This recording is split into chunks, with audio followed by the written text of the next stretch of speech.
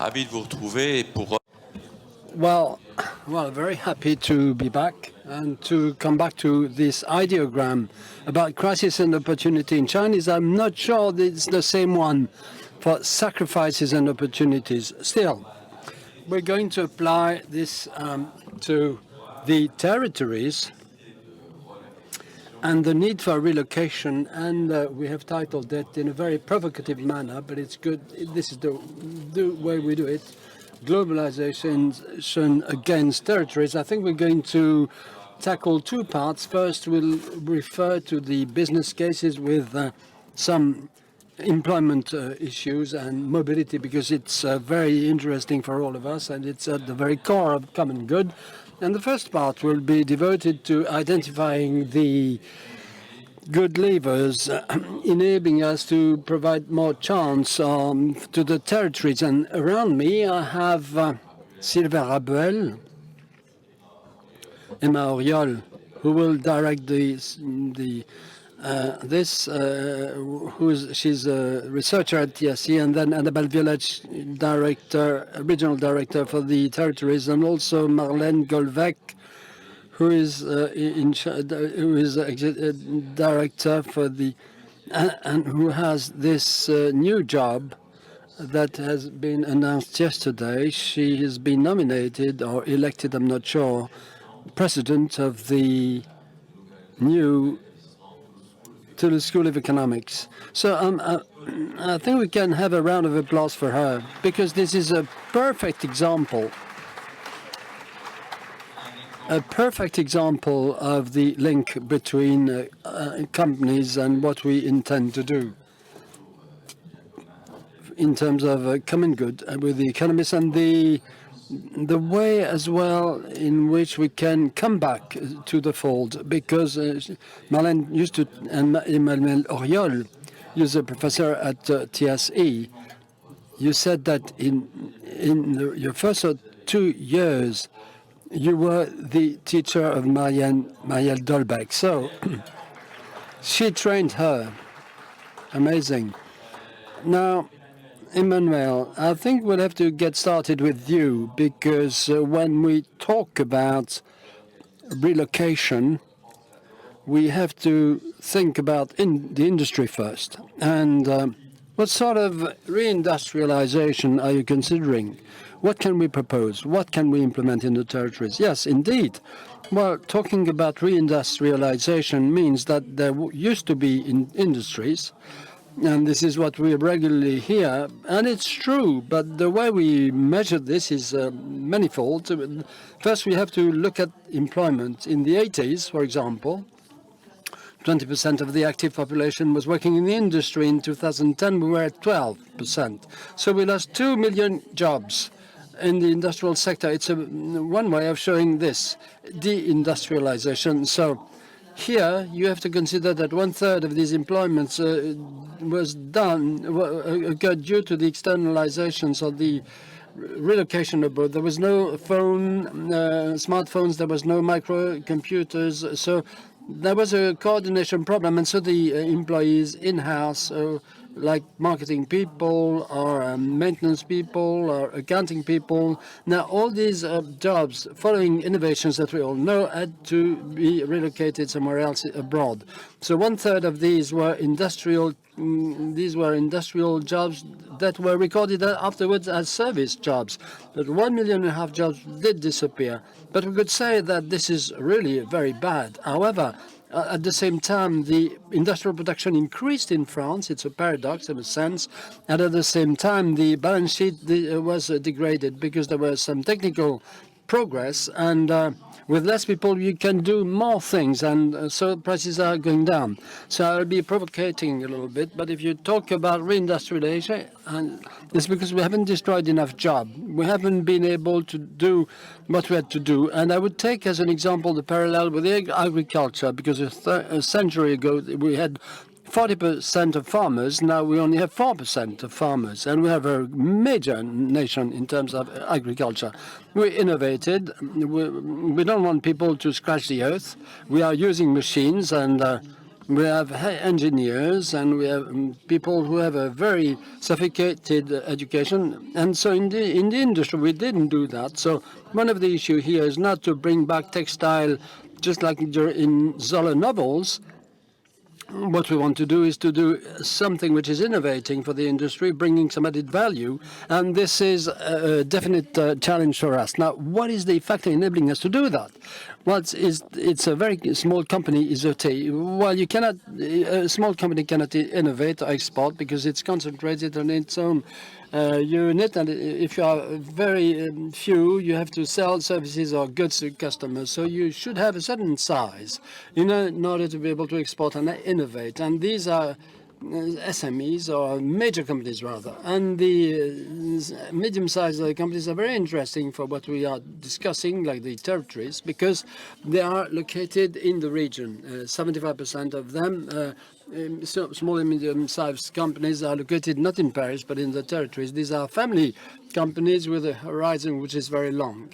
So this is the profile of these companies. So these little companies are not so not numerous, much less than in Germany. We have 5,000 versus 12,000 in Germany, and these are exporting companies. These are the ones that we want to target.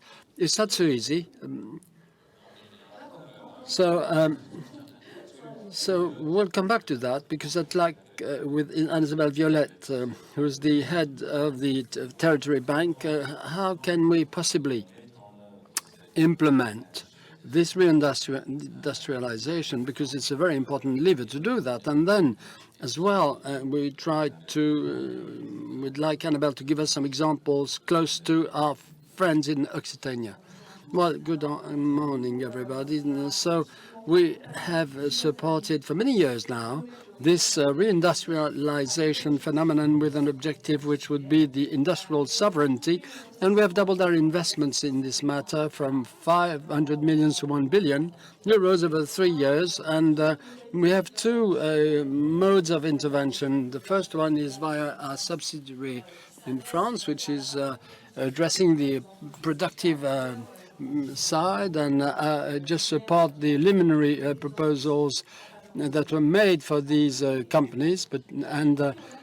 We have a second mode of intervention through the Territory Bank, working on the ecosystem for these companies, and particularly concerning the land issue, which is a major issue.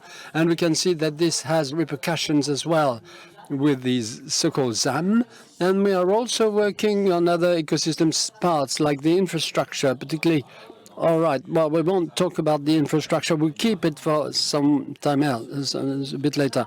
In Occitania, we have capabilities of intervention that are very strong. We can mobilize the two metropolises of Montpellier and Toulouse for reconversion of land, particularly for the industrial fallows. And this is what we did on a cartridge manufacturing plant land, how we can convert this industrial land for a new type of usage.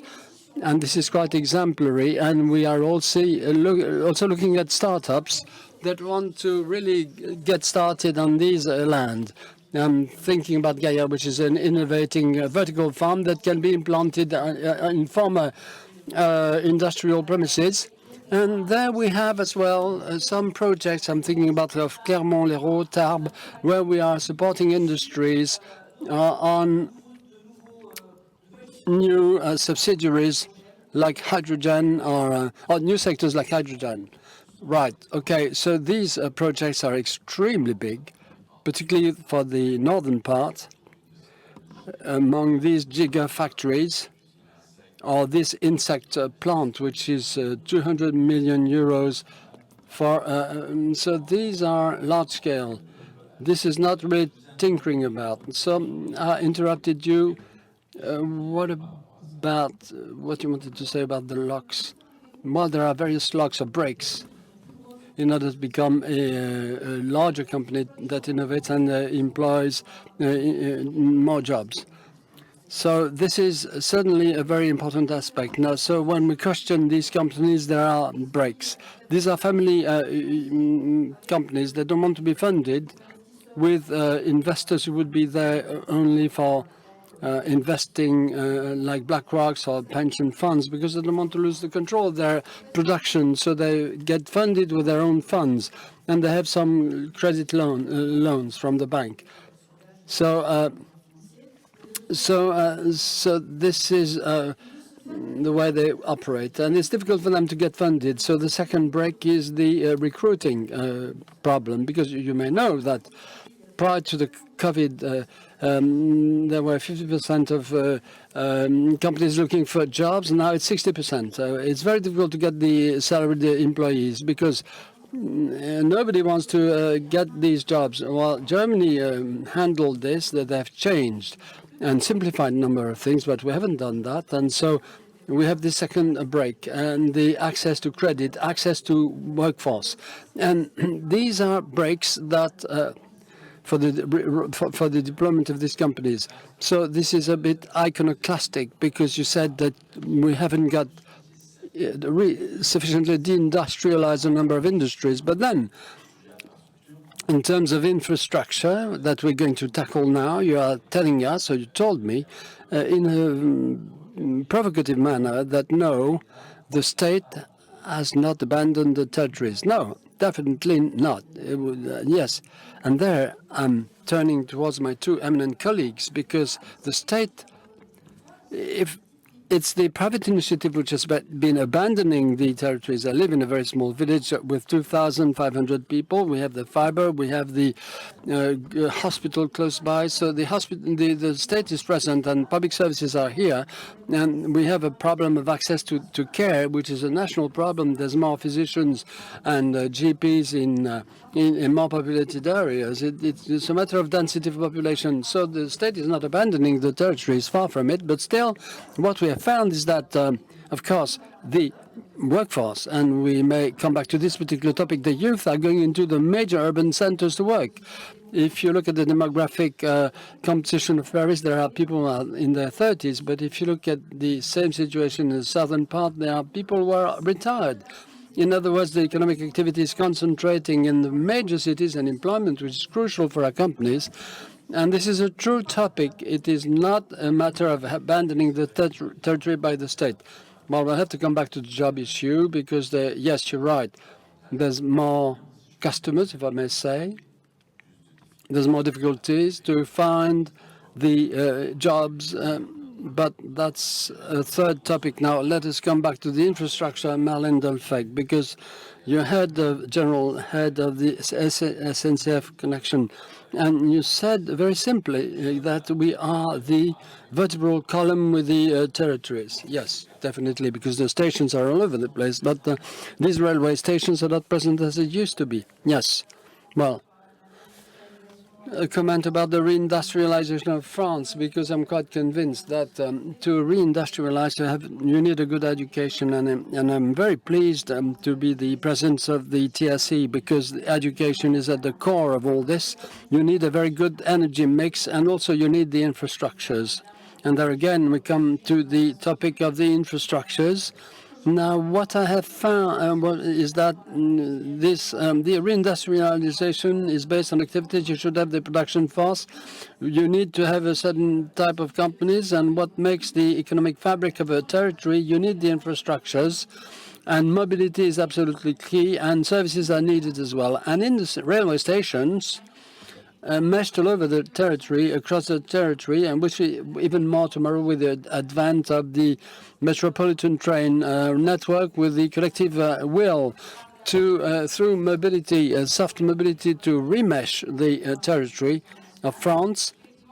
Now, the railway stations are the spinal cords, because we are the structure. It's with the train, which is a decarbonized means, and the state has announced 100 billion for the rail. We are pushing the rail issue as the train as the best mode of transport. So we have this infrastructure, which is at the very core of mobility. This is historic, because that this should be like that. But as of today, even more than yesterday, with these 100 billion of euros to double the part of the rail, this territorialization which is exacerbated. This is a very strong conviction on my part with the COVID pandemic, and also this going back to the local, which has been found with the Ukrainian war. We can see that all the companies today, wherever I go, insist on the territories, and we are talking about the social and economic responsibility, and we are also talking about the REST, which is a very strong conviction because I live in Toulouse. Even if I work in Paris, but I would defend tooth and nail the territorialization. And I think that this reindustrialization in the coming decade will really speed things up with the territory. Marlène, in your interview, there was a contribution invoking this so-called economic and social responsibility and T. Well, I said that before, so right, okay. So the good news is that we share this, and if all the buses had the same logic, that would be good. Yes, we also claim this. It's a territorial organization as well. We are based on services to the persons, and this means that it has to be done on micro territories, because our customers and the families that we are serving are within a radius of about 10 kilometers relative to our agencies and care and nursing facilities and our professionals that we recruit and train.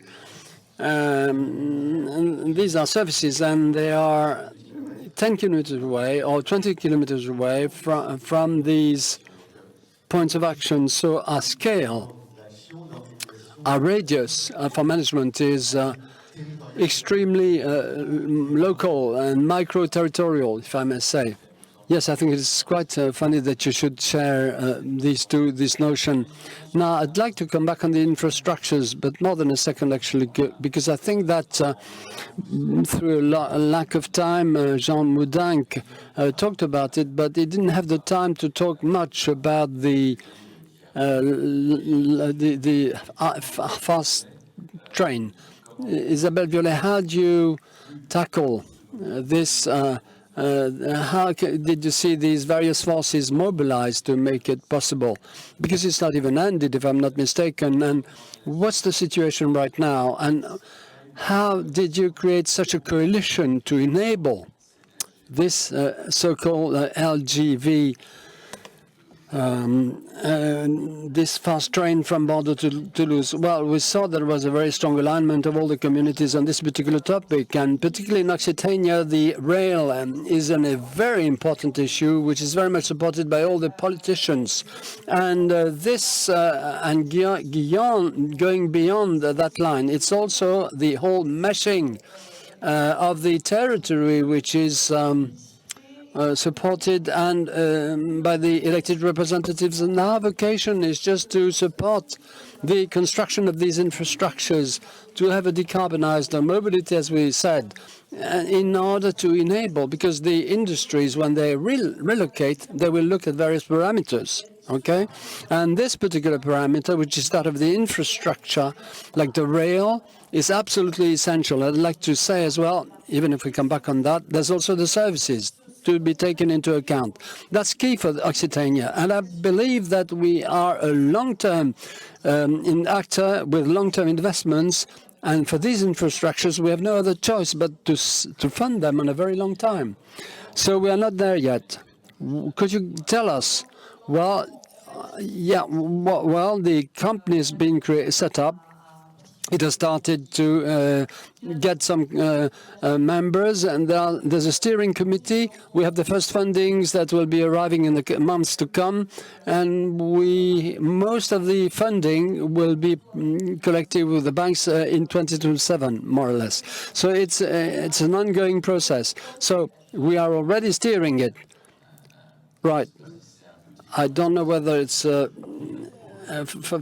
the funding. I don't know exactly how it goes. But then, Marlène, when we have a new line, We have new stations, and what about these stations? What about their concept? Have they changed? Well, we have 3,000 railway stations over the French territory, and it's a huge pleasure to see that we'll have some more railway stations. There will be a Busca railway station in New Aquitaine, which is going to be a metropolitan railway station, and it's a new fast train between Montauban, Agen, and in the south, in the Bordeaux and Mont-de-Marsan.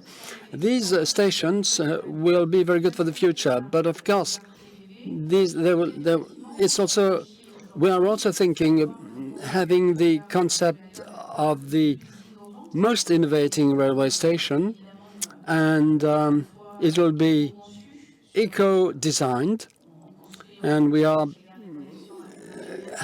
doing this with our subsidiary in Rennes, where we are thinking about the climate, the carbon, biodiversity, and we have all these concepts, and we make sure that this is absolutely green. And beyond that, for all the services, we are thinking about the future usages. We are designing future projects where the railway station will be an innovation lab for Europe, which will be positioned in the Gare du Nord in Paris, which will be a precursor.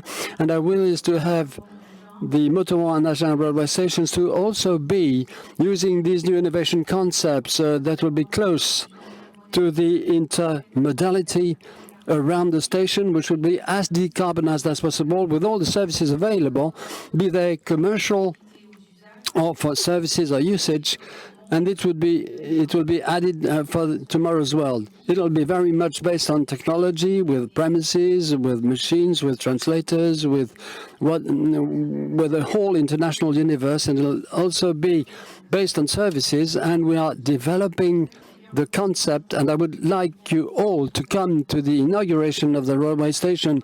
Inauguration on the 5th of September. There will be a major event, and where we will show a new image of the station, which is not the most innovating concept, but still, it is extremely nice what we're going to do in Toulouse, and I'm very sorry for those who are just, you can see this, it's being renovating at the moment, and it's key that we should be prepared for the World Cup, Rugby World Cup, and as I'm from Toulouse myself, I wanted to have a very nice railway station for this World Cup. I had another question. I don't know whether it concerns the railway stations or not. Are you disturbed with the concept of zero or net artificialization? What about this concept? Is it? It's been there for a long time. Yes, these stations are very old ladies, because they enabled the industrialization of the country. If you think about the years to 1850, for example, this was really the real start, and the rail was key to the development of the country, and we work a lot to adapt to the climate. We have a major mitigation plan for the climate, and we are in this adaptation to the climate, and this is the new topic. With the clay in the soil, with the increase in temperature, how can we possibly adapt our railway stations to this climate change? And I'm also in charge, also very much in favor of positive energy, and I want to be as virtuous as can possibly be, but still within a plan, which is our plan for mitigation, and where that we promote in an ecosystem which has been funded, where progressively we have accelerated on positive energy, and railway stations will also be available in 2030 on this. Do you want to add something as well?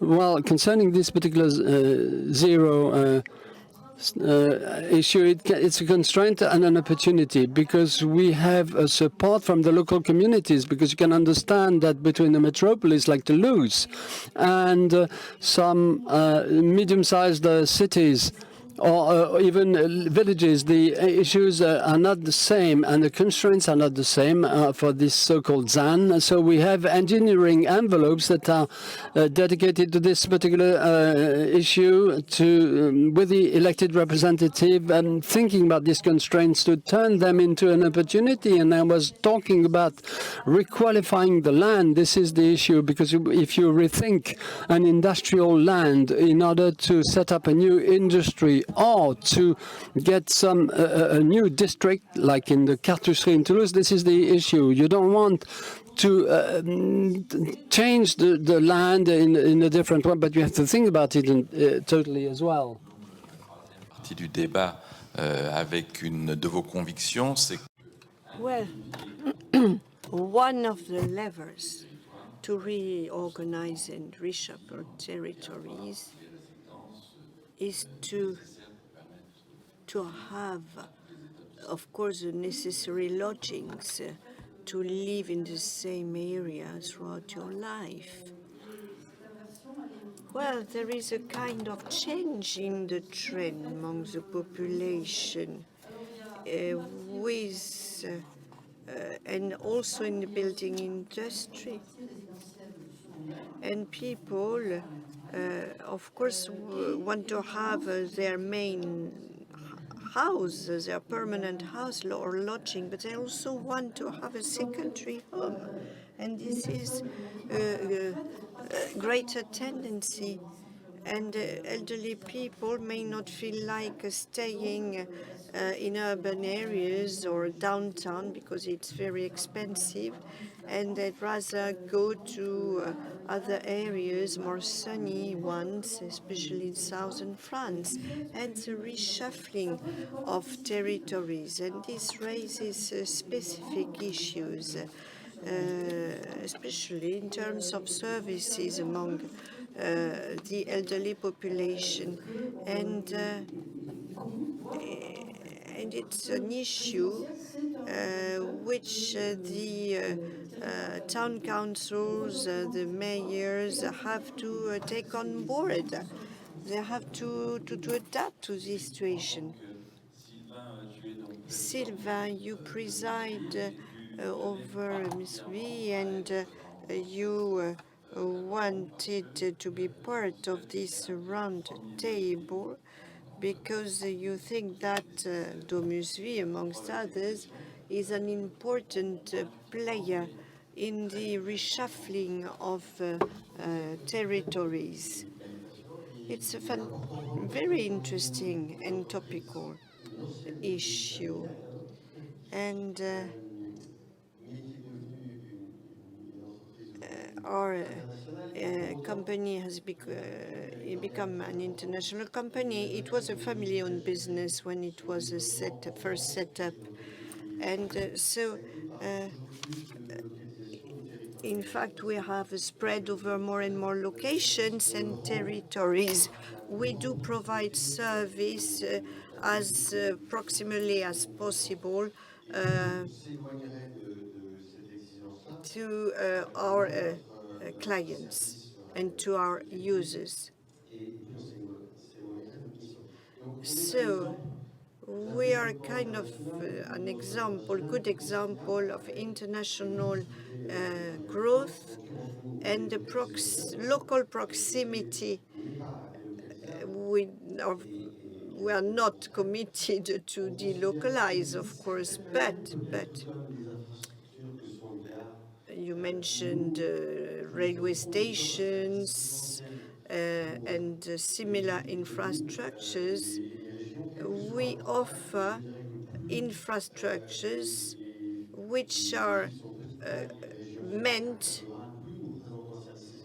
to provide the more and more elderly population with necessary services. The more you age, the less prone you are to moving far from your existing living area, and you don't really feel like moving. And this is a new trend which is also age-related, and I looked at the figures for the Occitanie, current figures for the Occitanie region. The 22% over 65, it's above the French average, actually. The population is aging in the Occitanie region, but it also attracts many people from from other places in France. There are 200,000 people over 80, 85. There'll be twice as many in 15 years. That's tomorrow morning, isn't it? In terms of setting up structures, setting up dedicated teams. This population, over 80, 85, released earlier this week, will be multiplied by 2, as I said, quite quickly. And in 2040, there'll be 300,000 disabled elderly people. Do you know the number of existing EHPAD entities? EHPAD entities are nursing homes. There are 823 of them, 60,000 bedrooms and flats. And in 15 years' time, approximately 300,000 people will need this type of facility in 2040. So you can imagine the needs. Are we going to find the appropriate jobs in your sector? There are several bottlenecks. First is a real estate limitation, the capital, the money,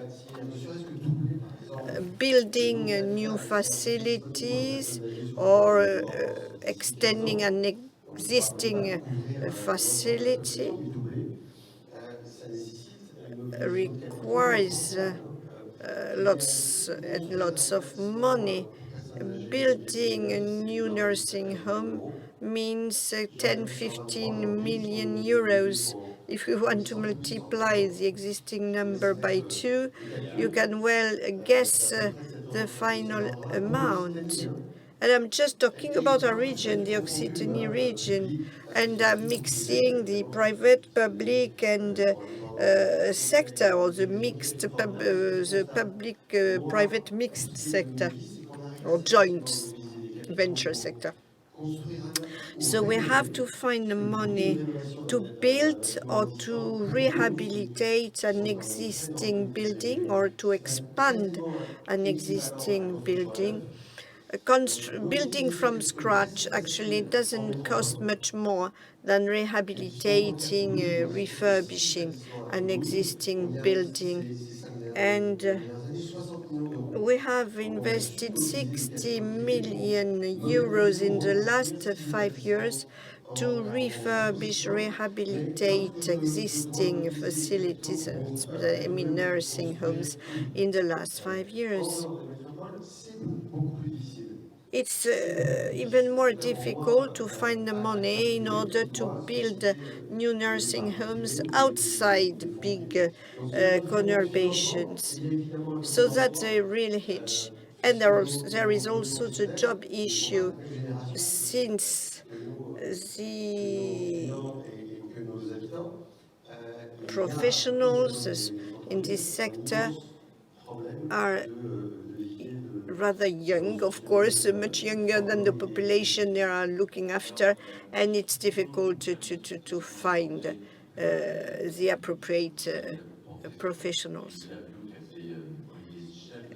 And do not hesitate to go back to an interview of Olivier Michel, who has discussed and addressing this problem in the Challenge magazine. And his conclusion clearly states that there are real pending and a problem, that of health professionals, number of medical doctors, etc. I was glad to hear that the problem wasn't as drastic here in the Occitanie region as in other areas. but it seems that public aids do not suffice. Now, going back to the railway station world, let's say,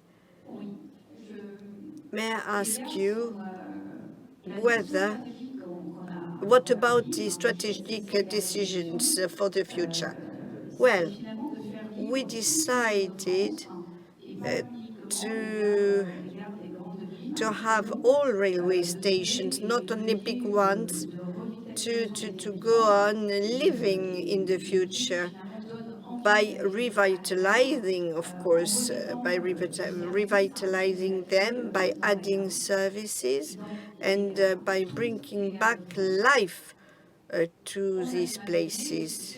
That's why we have designed a large-scale program, the railway station becoming kind of centerpiece of the cities, towns, and villages, with co-working spaces and we did open dedicated health centers in Tarbes, Montpellier, and other cities. And we are encouraging telemedicine in stations in other regions and areas. I'm taking here the example of Montparnasse railway station. There is some new service available, medical GP available on site, of eye doctor, eye specialist available in the station. And this has been helped by the presence of chemists,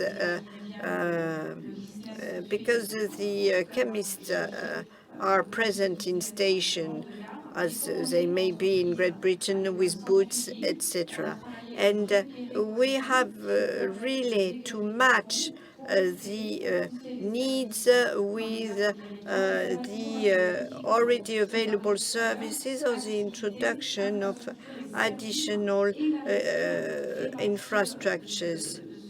And medicine is part of our project. Last question in this roundtable, please. Good for a conclusion, actually. Do you think we can shift the trend in terms of investment to the benefit of rural areas and mid-sized towns, instead of only privileging large-sized cities, big conurbation?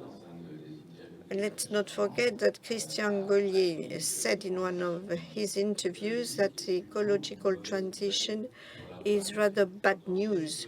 Bad news, very bad news for rural areas. I'm not going to contradict Christian, I wouldn't dare, but I think that mobility can be clean thanks to the train, for instance, and working habits have changed quite a lot. Teleworking is also quite valuable in this respect. More and more people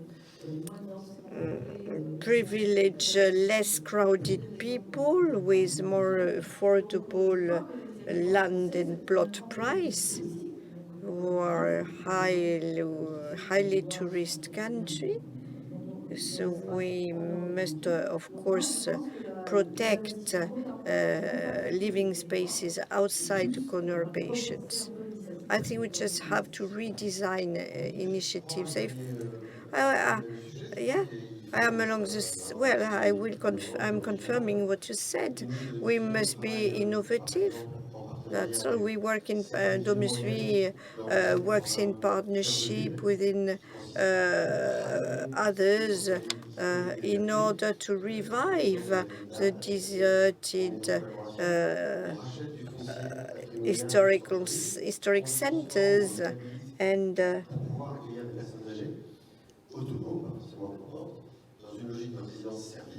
with some specific types of nursing homes, not necessarily for disabled people. and this is being done in Apt in the Vaucluse region, and we took up a real challenge together with the city. We wanted the city center to have new restaurants, new shops,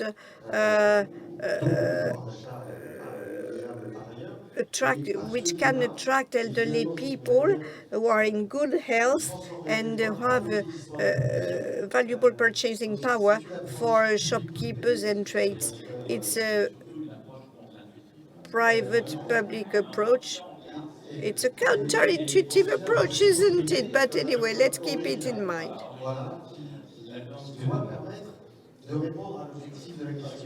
Next, Annabelle. So the territorial bank aims at acting on own territorial logics. We're financial partners of quite a lot of programs at town city levels. City level, and we are a wide portfolio of funding, in-house funding, external funding. Most of our funding, long-term funding, are targeted at medium-sized cities, hence a dynamics, real momentum, real dynamics in this sector. I've got the feeling that younger generations have a new paradigm. They first want to choose a place where they are going to live in before choosing their jobs. And beyond the will of dedicated organisms, bodies such as the territorial bank, and beyond the will expressed by the companies, the society itself may have the last say with all of these younger generations. Yes, they may push us to change direction. Sorry for not taking all the questions. And thanks very much to all the students who are collecting the questions. Do not suppress, do not delete them. We may use them in a minute in the next session. We are going to deal with two business cases, one on mobility, one on employment. Thanks very much to all of you for chairing this session and for taking part. Thank you very much indeed.